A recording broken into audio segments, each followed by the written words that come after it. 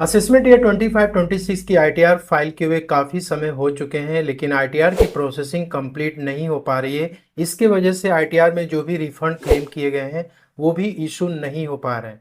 ITR processing के लिए आप ग्रीवेंस रेज करना चाहते हैं पोर्टल पे तो कैसे कर सकते हैं, और ग्रीवेंस के बाद इनकम टैक्स डिपार्टमेंट की क्या स्टैंडर्ड रिप्लाई आती है उसे भी हम समझेंगे। ग्रीवेंस रेज करने के लिए आपको इनकम टैक्स पोर्टल पे लॉगिन कर लेना है और इसके बाद मेन डैशबोर्ड के आप देख सकते हैं व्यू आईटीआर स्टेटस का सेक्शन दिख रहा है, इस पे आपको क्लिक कर देना है। तो आपके केस में यदि कुछ इस तरीके से स्टेटस दिख रहा है कि आपने आईटीआर फाइल कर दी, आईटीआर आपकी वेरीफाइड हो चुकी है, लेकिन दोस्तों ये प्रोसेसिंग में नहीं गया है, ठीक है, और प्रोसेस्ड ऑन भी आपका शो नहीं कर रहा है, तो इस केस में आप ग्रीवेंस रेज कर सकते हैं। लेकिन यदि आपकी आईटीआर वेरीफाइड भी हो चुकी है और प्रोसेसिंग में भी चली गई है, अंडर प्रोसेसिंग शो कर रहा है, तो फिर उस केस में आपको ग्रीवेंस रेज नहीं करना है, क्योंकि यदि आपकी आईटीआर अंडर प्रोसेसिंग में जा चुकी है तो वो जल्द ही प्रोसेस्ड हो जाएगी और आपको यहाँ पे स्टेटस दिखने लगेगा। तो आपके केस में सिर्फ ये वाला पॉइंट ही दिख रहा है, ये दोनों पॉइंट कंप्लीट नहीं है, तो फिर आपको ग्रीवेंस रेज करना चाहिए।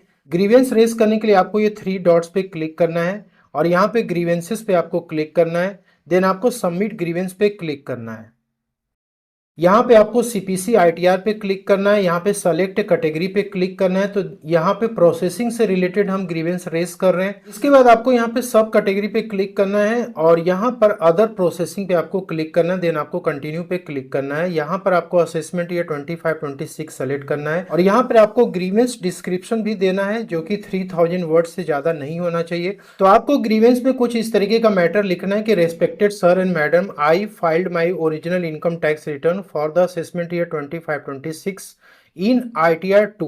आपके केस में जो भी आईटीआर होगा 1, 2, 3 या 4, ठीक है। और ब्रैकेट में आपको एक्नॉलेजमेंट नंबर आईटीआर का यहाँ पे मेंशन करना है, डेट मेंशन करनी किस डेट को आपने आईटीआर फाइल की थी। यदि आपने आईटीआर को रिवाइज किया हुआ तो रिवाइज का भी डेट आपको मेंशन करना है, ठीक है।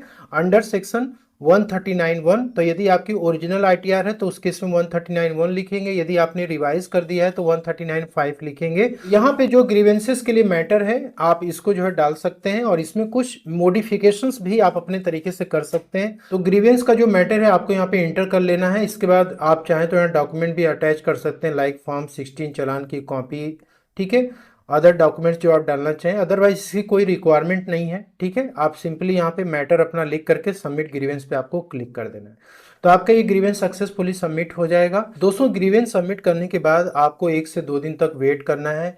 डिपार्टमेंट की तरफ से इसकी क्या रिप्लाई आती है उसको भी आपको देखना जरूरी है। तो यहाँ पे व्यू ग्रीवेंस स्टेटस पे आपको जाना होता है और यहाँ जो आपने ग्रीवेंस सबमिट किया है वो आपको यहाँ पे दिख जाता है, इस पे आपको सिंपली